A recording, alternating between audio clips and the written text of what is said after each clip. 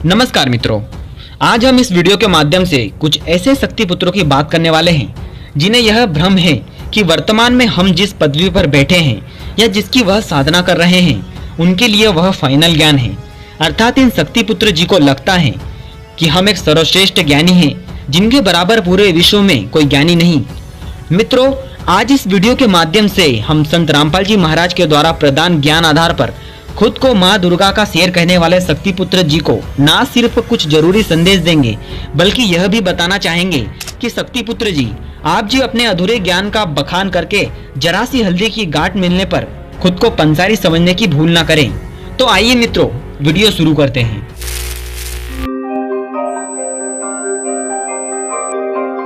मित्रों, जब भक्ति के नाम पर भोली जनता को ठगने की पराकाष्ठा हो गई तो संत रामपाल जी नाम का एक महान संत उभर कर सामने आया, जिसने विश्व के सभी धर्म गुरुओं को ज्ञान चर्चा में आमंत्रित किया और कहा कि आपके पास प्रमाणित भक्ति विधि नहीं है। आप खुद भी शास्त्र के विरुद्ध साधना कर रहे हैं और भोली जनता को भी गलत मार्ग पर लगा दिया है। अतः आप सभी से प्रार्थना है कि या तो आप शास्त्र अनुकूल साधना ग्रहण कर लें या फिर मुझसे ज्ञान चर्चा करें और साबित करके बताएं कि आप जो भक्ति विधि समाज को बता रहे हैं वह सही और प्रमाणित है। अगर ज्ञान चर्चा के दौरान आप यह साबित नहीं कर पाए तो फिर आपको मुझ रामपाल दास द्वारा बताई गई सत साधना स्वीकार करनी होगी, ताकि भोली जनता को भी मनुष्य जीवन का सही मोल मिल सके और सर्व समाज सद्भक्ति करके पूर्ण मोक्ष प्राप्त कर सके। मित्रों, संत रामपाल जी महाराज ने इस ज्ञान चर्चा में पूरे विश्व के धर्मगुरुओं के शामिल होने का बड़ी बेसब्री से इंतजार किया, लेकिन कोई भी ज्ञान चर्चा के लिए सामने नहीं आया, क्योंकि सभी को यह पता चल चुका था कि संत रामपाल जी कोई साधारण गुरु नहीं है बल्कि एक तत्वदृष्टा संत हैं जिनके ज्ञान के सामने टिक पाना नामुमकिन है। मित्रों, कहते हैं सांप के निकल जाने के बाद लाठियां पीटना व्यर्थ होता है।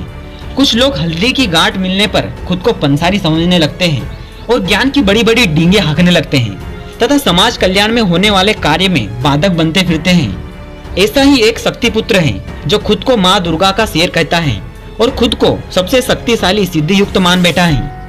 ऐसे शक्ति पुत्रों से कोई पूछे कि यह महाशय उस वक्त कहाँ थे जिस वक्त संत रामपाल जी महाराज ने पूरे विश्व के धर्मगुरु, संत, महंत, कथाकार और आप जैसे साधकों को ज्ञान चर्चा के लिए बुलाया था। आज हम इस वीडियो के माध्यम से दुनिया भर के ऐसे अनेकों शक्ति पुत्रों को यह संदेश देना चाहते हैं कि आप भूलकर भी यह मत भूलना कि संत रामपाल जी महाराज का ज्ञान कोई बातूनी कहानी, कोई काल्पनिक लेखन या कोई मनगढ़ंत शब्दों का जाल है, बल्कि ये याद रखना कि अनमोल मनुष्य जीवन के लिए सर्व धर्मों के सर्व सद्ग्रंथों से प्रमाणित ज्ञान रूपी तोप का एक ऐसा गोला है जो अज्ञानता पर भारी पड़ जाता है। इस सच्चे ज्ञान को अगर कोई गहराई से समझना चाहे तो सिर्फ एक बार अपने अहम को कुछ दिनों के लिए अवकाश दे दे और ज्ञान गंगा पुस्तक पढ़कर देखे या संत रामपाल जी महाराज के सत्संग श्रवण करें। आप खुद समझ जाएंगे कि प्रमाणित और सटीक ज्ञान किसे कहते हैं। यह ज्ञान इतना सूक्ष्म है कि हर आदमी अपने घर पर स्वयं वेद शास्त्रों में, पुराणों में व गीता जी जैसे पवित्र ग्रंथों को पढ़कर समझ सकता है और उनका मिलान कर सकता है। जो लोग खुद को शक्ति पुत्र कहते हैं, ऐसे लोगों की बातें सुनकर एक बात तो तय है कि ऐसे लोग सिर्फ बातें बना सकते हैं। पूर्ण मोक्ष मंत्र या प्रमाणित भक्ति विधि का इनको कोई ज्ञान नहीं। अगर इन्हें कोई छोटी मोटी उपलब्धि हुई भी है तो सत मंत्रों तथा पूर्ण अधिकारी गुरु के बिना वह सब व्यर्थ है। हमें अफसोस है कि शक्ति पुत्रों को इतना भी विवेक नहीं कि वह जिस माँ दुर्गा की साधना करते हैं वह महाशक्ति खुद देवी भागवत पुराण 7वें स्कंद अध्याय 36 पृष्ठ 563 में हिमालय से कहती हैं कि हे हिमालय, उस एकमात्र परमात्मा को ही जानो, दूसरी सब बातों को छोड़ दो। इस आत्मा का ओम के जाप के साथ ध्यान करो। उस पार जो ब्रह्म है उसको पा जाओगे। वह ब्रह्मलोक रूपी दिव्य आकाश में रहता है। शक्ति पुत्र जी, जरा अपने विवेक का इस्तेमाल करें और विचार करें कि माँ दुर्गा स्वयं हिमालय को उस ब्रह्म की साधना अर्थात ओम मंत्र का जाप करने को कहती हैं, जिसकी भक्ति स्वयं माँ दुर्गा भी करती हैं। अर्थात यहाँ पर उस महाशक्ति ने यह सिद्ध कर दिया कि मुझसे ऊपर भी कोई शक्ति है। इस धरती पर उपस्थित अनेकों शक्ति पुत्रों से मेरा निवेदन है, कुएं के मेंढक ना बने। एक ही जगह सीमित ना होकर अंतिम और निर्णायक ज्ञान हासिल करना है तो आगे बढ़े। अभी तो बहुत कुछ बाकी है। महाशक्ति के ऊपर जो शक्ति विद्यमान है वह ब्रह्म है, जिसे काल ब्रह्म भी कहा गया है, और फिर उसके ऊपर पर ब्रह्म उपस्थित है जिसे अक्षर पुरुष कहा गया है। और यह यात्रा यहीं पर खत्म नहीं होती, बल्कि पर ब्रह्म के ऊपर जो शक्ति विराजमान है उसे पूर्ण ब्रह्म कहा गया है, जो सबका उत्पत्ति करता है, जिसने सर्व ब्रह्मांडों की रचना की है। शक्ति पुत्र जी, अभी तो आपका सफर बहुत बाकी है। जिस जगह पर आप ठहर गए हैं, आपसे विनती है कि आप जल्द से जल्द संत रामपाल जी महाराज की शरण ग्रहण करें तथा अपना और अपने अनुयायियों का अनमोल मनुष्य जीवन भी बचा लें। शक्ति पुत्र जी, आप इस बात पर विचार जरूर कीजिएगा।